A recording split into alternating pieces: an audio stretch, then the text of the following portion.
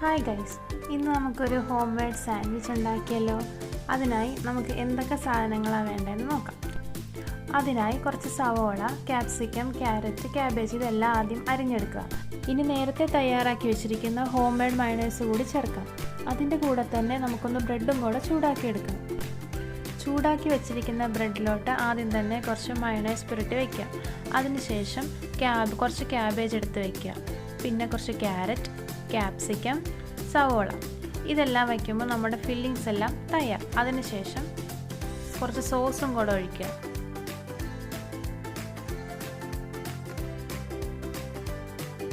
ഇനി വീണ്ടും അതിൻ്റെ പുറത്തേക്ക് കുറച്ചുകൂടെ മയണൈസ് തേച്ച ശേഷം മാറ്റി വെച്ചിരിക്കുന്ന ആ ബ്രെഡും കൂടെ എടുത്ത് നല്ലോണം പ്രസ് ചെയ്ത് കൊടുക്കുക.